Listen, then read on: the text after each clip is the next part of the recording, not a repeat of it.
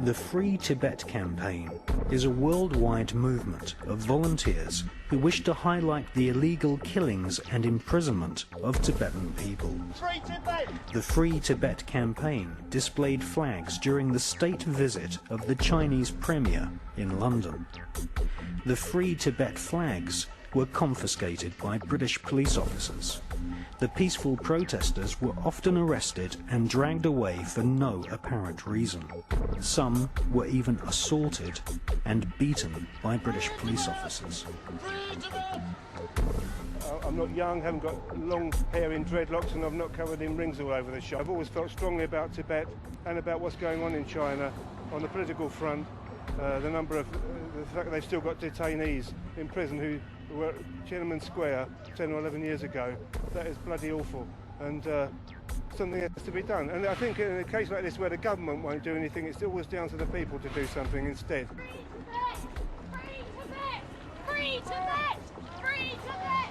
Free Tibet! Free Tibet! The police officers carrying out these illegal arrests are mostly members of Freemasonry.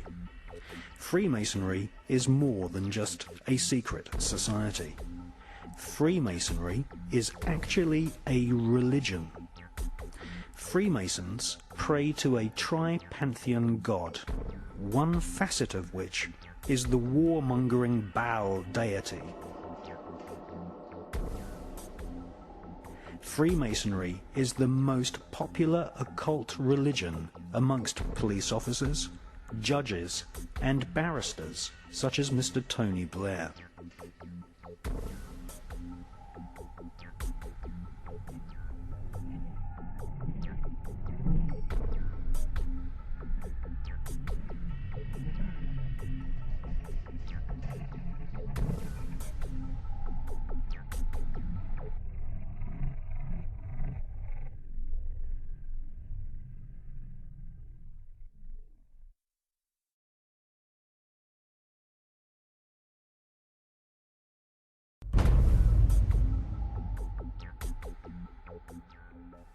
The spiritual master and head of state in Tibet is the Dalai Lama, who has written many excellent books promoting the benefits of meditation and compassion.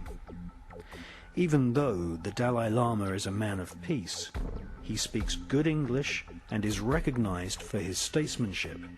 He was refused an audience with Queen Elizabeth of Great Britain.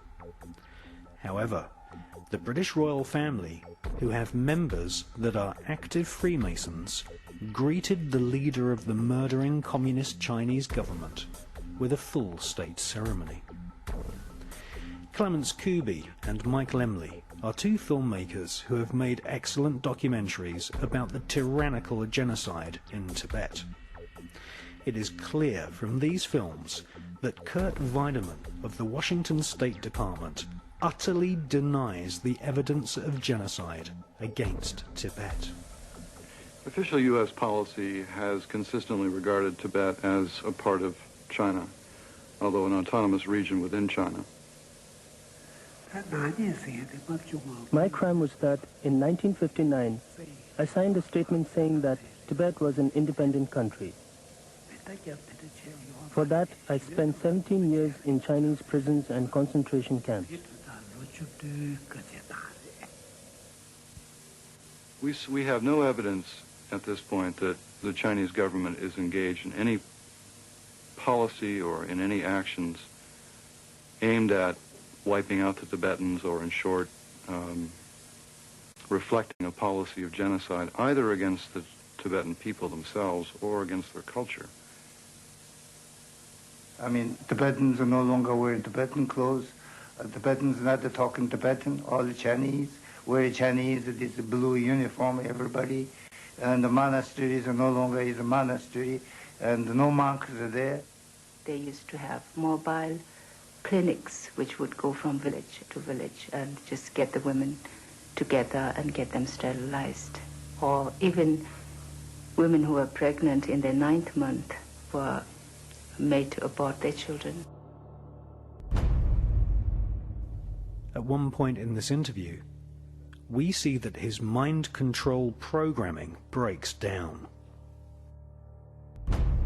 What about self-determination for Tibetans?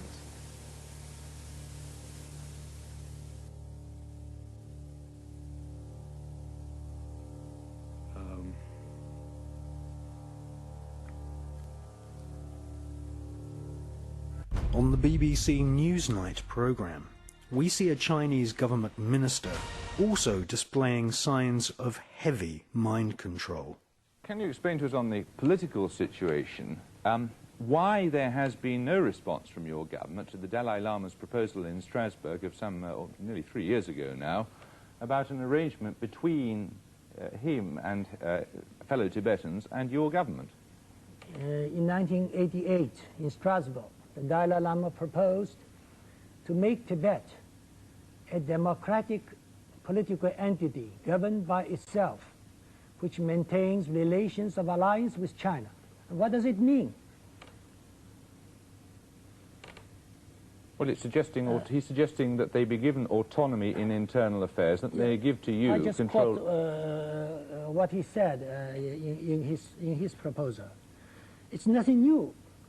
We think it's nothing new, but another version of the statement that China holds only suzerainty, not sovereignty over Tibet. We heard of this kind of clamoring at the beginning of this century in order to divide China. That phrase also means that the Dalai Lama advocates Tibetan independence. And we have repeatedly said that China's sovereignty over Tibet can never be denied. Neither independence nor semi-independence or disguised independence will be tolerated. Thirdly, the Dalai Lama's proposal favored transforming Tibet into a peace zone or a buffer state among the great powers through demilitarization or neutrality. But a peace zone or neutral zone involves the problem of state sovereignty and international safeguards. So it is out of the question for a country to establish in one of its regions a peace zone or a neutral zone with its neighbors.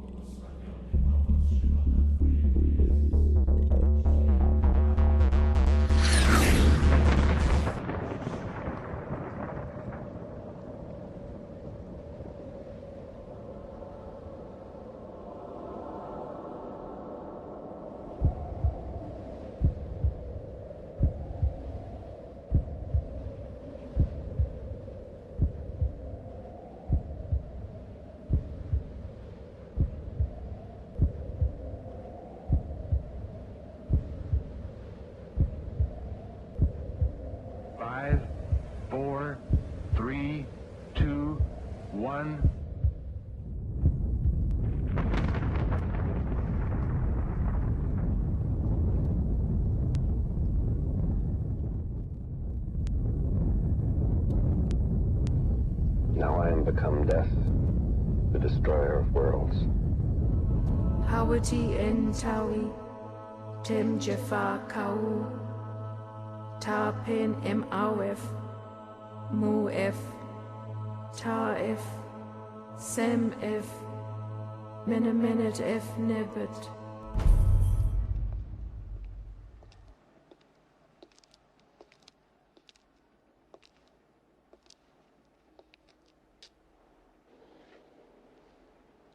Get on with it. Say what you have to say. When the Jews return to Zion, and a comet rips the sky, and the Holy Roman Empire rises, then you and I must die. From the eternal sea he rises, creating armies on either shore, turning man against his brother, till man exists no more. Book of Revelations predicted it all. I'm not here to listen to a sermon. It is by means of a human personality entirely in his possession that Satan will wage his last formidable offense. It is said that my Go wife to was... the town of Megiddo, in the old city of Jezreel. There see the old man Bugenhagen. He alone can describe how the child must die. Look here. He who will not be saved by the lamb will be torn by the beast. Will you stop? Your son, Mr. Thorne, the son of the devil. He will kill the unborn child. Then he will kill your wife. And when he is certain to inherit all that is yours, then, Mr. Thorne, he will kill you. That's enough. And with your wealth and power, he will establish his counterfeit kingdom here on Earth, receiving his power directly from Satan. You're insane. He must die, Mr. Thorne. Go to the city of Megiddo. See Bugenhagen before it's too late. You see me in hell, Mr. Thorne. There we will share out our sentence.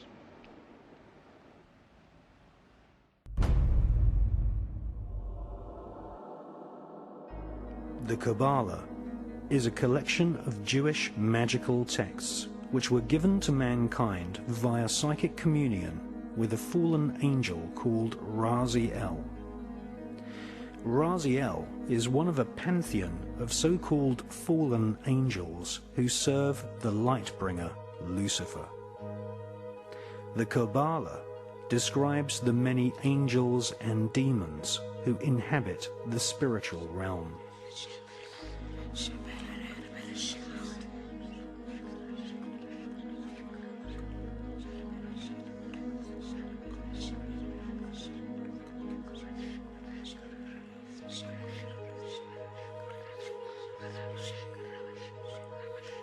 The Kabbalah gives Kabbalists a roadmap called the Tree of Life, which explains how to invoke and communicate with these powerful spirits.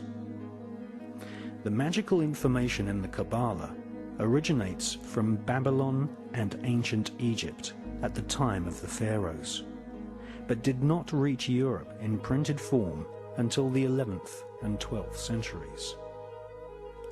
The sacred books of the Kabbalah are just a few thousand words long, but they contain complex descriptions of a spherical Earth, parallel universes, and the atomic nature of matter, ideas which have become common doctrine amongst modern physicists and astronomers.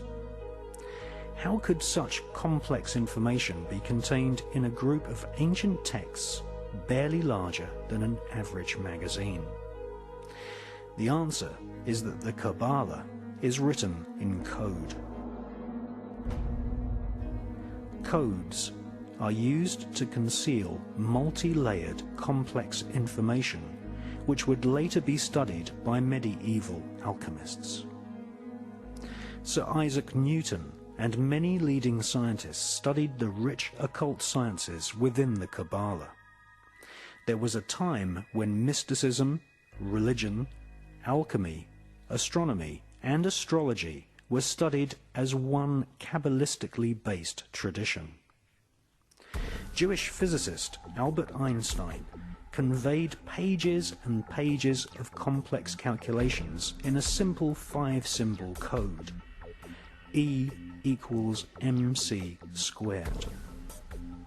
Modern-day quantum physics, chaos theory, and the notion of parallel universes can all be traced back to the original texts of the ancient Kabbalah. The higher secrets of the Kabbalah included instructions on how to kill a person with just one look. This is called the evil eye. The magical name for the evil eye is En-ha-Ra. In a wax cylinder recording made in 1921, we can hear British black magician and part-time espionage agent Aleister Crowley invoking the fallen demon angel Raziel and En-Ra-Ha, the evil eye.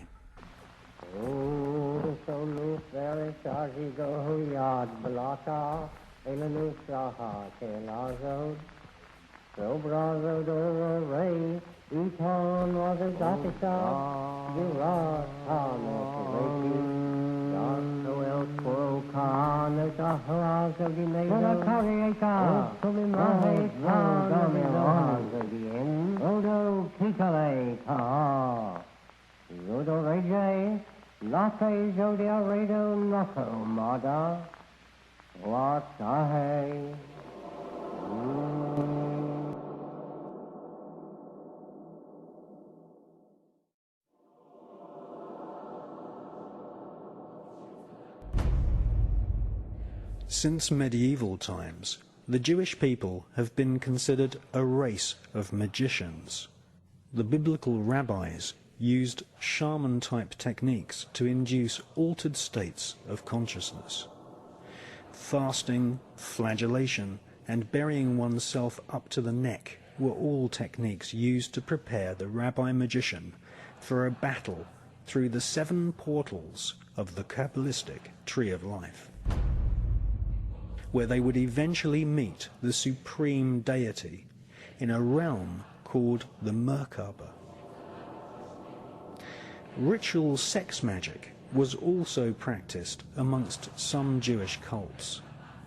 Many temples had holes in the walls so that rabbis could ritually sodomize a prostitute, a young man or a boy, and invoke the fallen angel Raziel as they reached sexual climax. The word sodomy is derived from the name of the biblical city of Sodom, in which sex magic and also blood sacrifice were widely practiced. A strange version of vampirism, or blood drinking, is still practiced to this day by many rabbis who suck the blood from the freshly severed foreskin of newborn babies.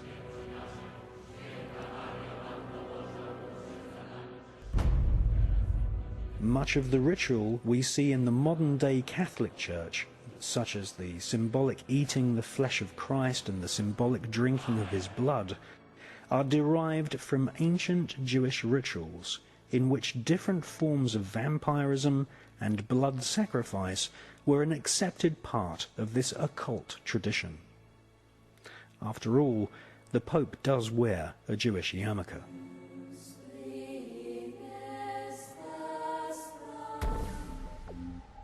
The collection of texts called the Kabbalah were eventually transcribed by Rabbi Isaac the Blind in Provence in the south of France during the 12th century.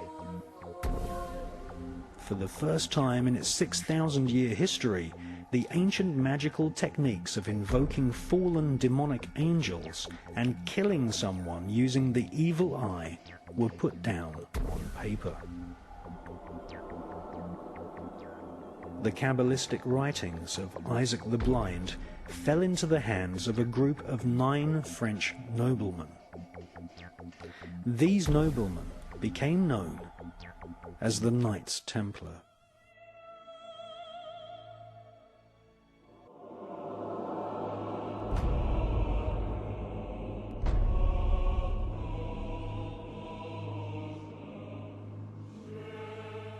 The word cabal, meaning a group who conspire together, comes from the word Kabbalah. One such cabal, who were to later inspire a whole armada of black magic cults and Freemasonry, were the so-called Knights Templar. They laughingly called themselves the Poor Knights of Christ, but these men were far from poor. They deliberately styled themselves as monks so that they could go about their Luciferian Kabbalistic studies and conduct business without being taxed nor arouse suspicion from the Vatican.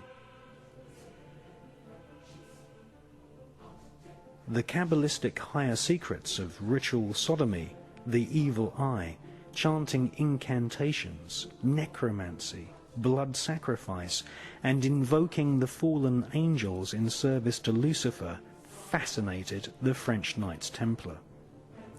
They realized that the Kabbalah originated in Palestine, and once they had realized that the Kabbalah was the key to untold spiritual magical power, they cunningly planned a bloody crusade to Palestine in order to search for more Kabbalistic and magical artifacts.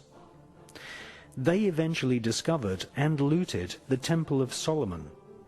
Solomon was a biblical magician king who is accredited with inspiring large parts of the corpus of works we now know as the Kabbalah.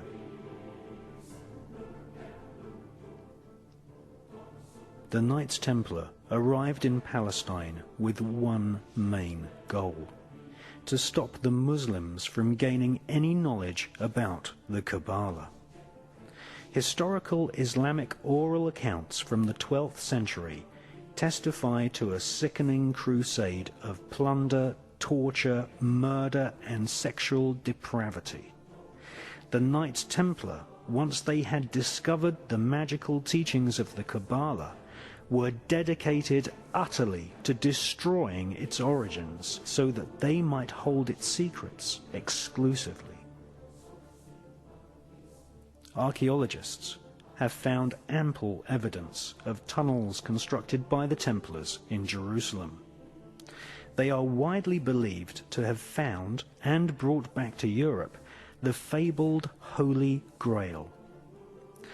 The so-called Holy Grail is actually a set of higher magical teachings. It is not an object, but a piece of information. Utterly Kabbalistic in its origin, the Holy Grail is the highest Kabbalistic secret. That is, that physical matter can be transformed molecule by molecule by the use of incantations of ancient Hebrew letters and numbers, and that the nature of reality is really an illusion.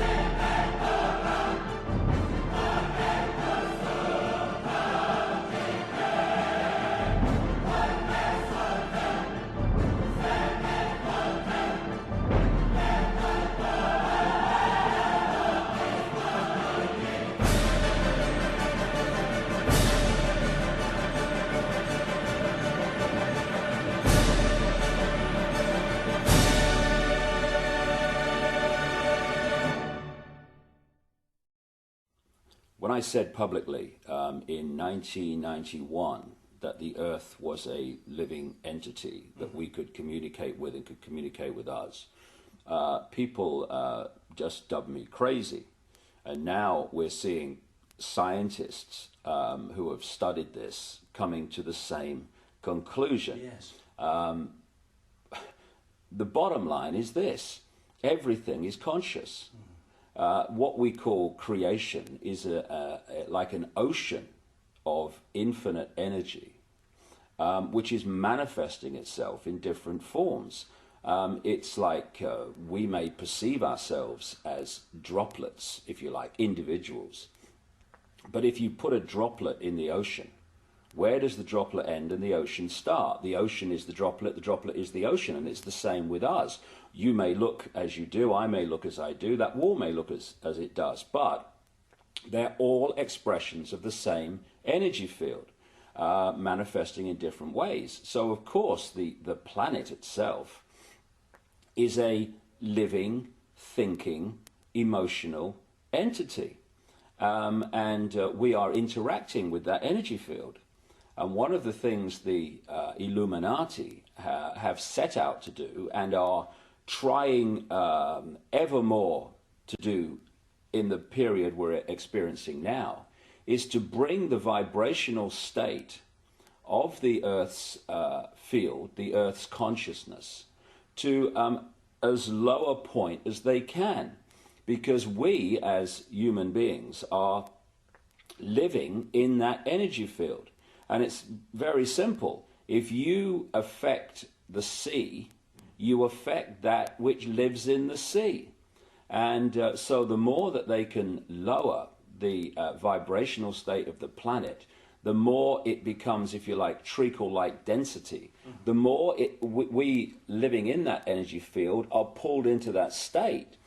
And when you have the wars and the environmental destruction and all these things that cause tremendous negative emotional energy, then you are lowering the vibrational state of the planet, you're lowering the vibrational state of the people, and you're basically holding them in a vibrational prison, which makes it much more difficult, not impossible, but much more difficult for them to hold connection out into the infinite beyond, where they can be in this world, but not of it in terms of their perspective of reality.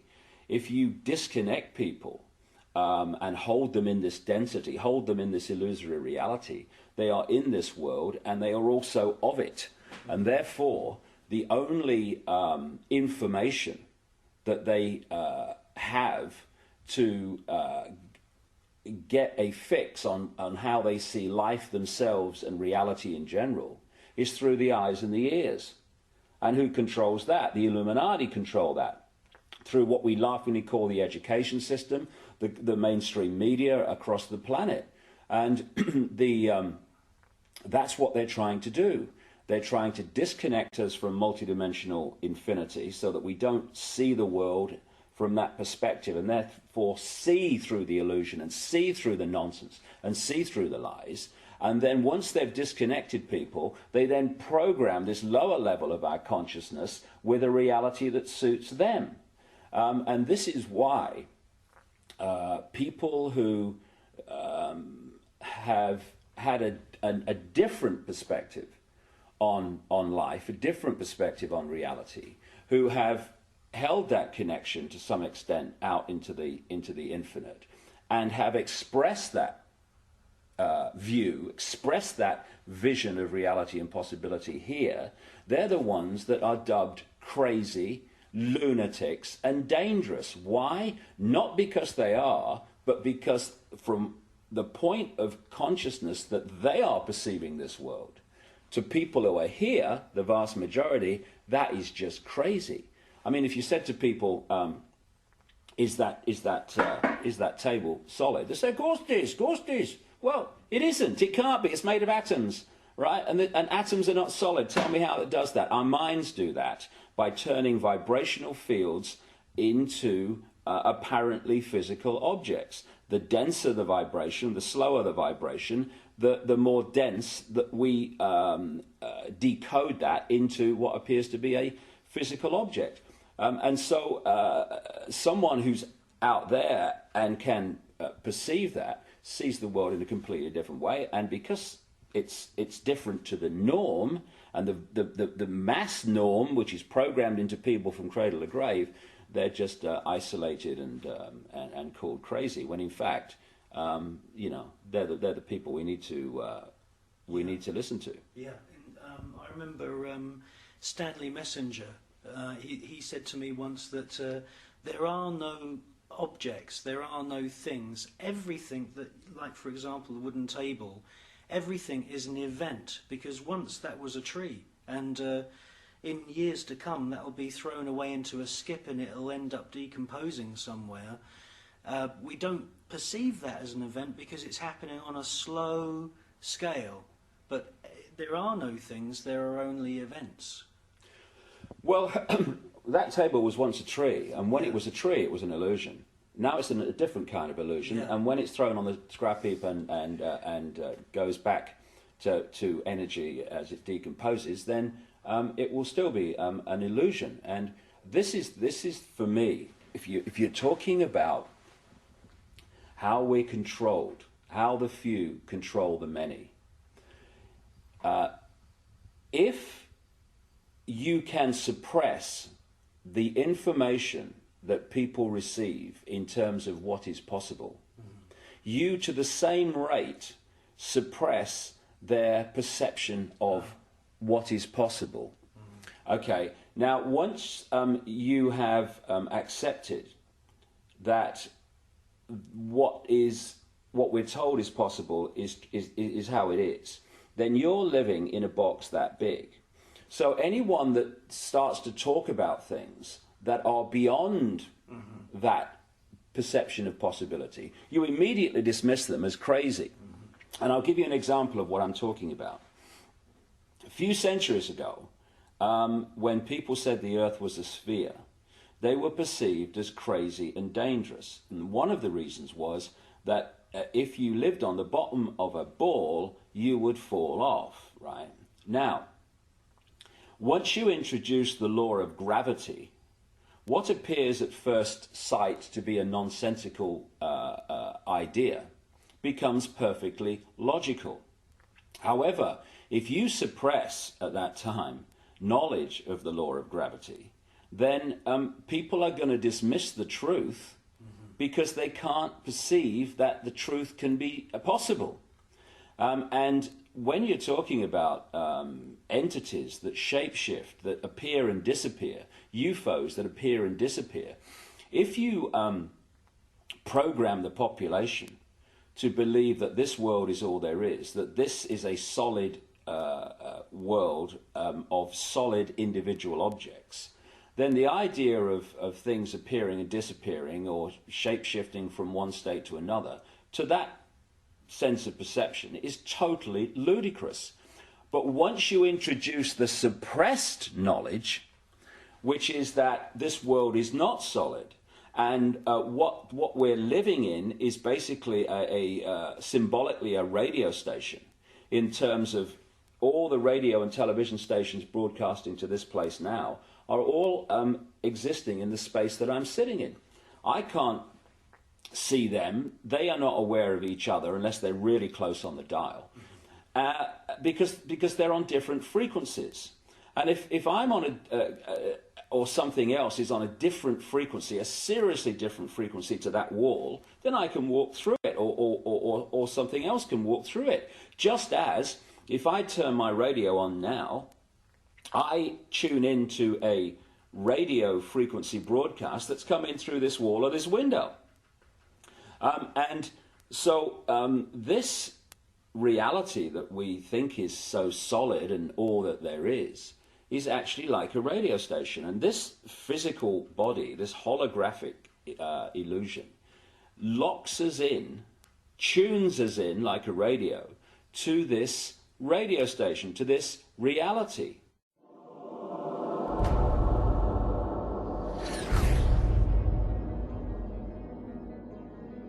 After 200 years of Kabbalistic magic and bloodthirsty crusades, wantonly murdering children, women, and engaging in ritualized sodomy, the French Knights Templar were rounded up, tortured, and executed. Many confessions told of the Knights Templar monks ritually sodomizing each other, invoking evil spirits, and implanting these spirits into animals such as cats. Various black magic artifacts were confiscated from castles owned by the Knights Templar, including silver caskets containing desiccated heads and skulls. The Knights Templar referred to these heads as Baphomets. They were placed at the center of a round table. Templars would then conduct a séance invoking the spirit of Lucifer to speak through the head. The most damning information exposed them as anti-Christs. Several Knights Templar confessed that the image of Jesus was spat upon and trampled during Kabbalistic rituals, a satanic tradition which is still practiced to this day at lodges of the Ordo Templi Orientis, which was once headed by Aleister Crowley. Many Knights Templar bribed their way out of prison and escaped to Scotland and the Mediterranean island of Malta. They first renamed themselves the Sovereign Knights of Malta, and then, after establishing trade routes to North America long before Christopher Columbus, they re-emerged in Scotland, calling themselves Freemasons. All versions of Freemasonry, Rosicrucianism, the Skull and Bones, the Palladian Rite of Freemasonry, Co-Masonry, Scottish Rite Masonry, the Ku Klux Klan, and Crowley's Ordo Templi Orientis are derived from the original Kabbalistic rituals of the Knights Templar. The Kabbalistic banishing ritual of the pentagram was in part performed by Queen Elizabeth II during her coronation ceremony in 1952. The ritual was based on the lesser banishing of the pentagram ritual designed by Aleister Crowley for the Golden Dawn secret society.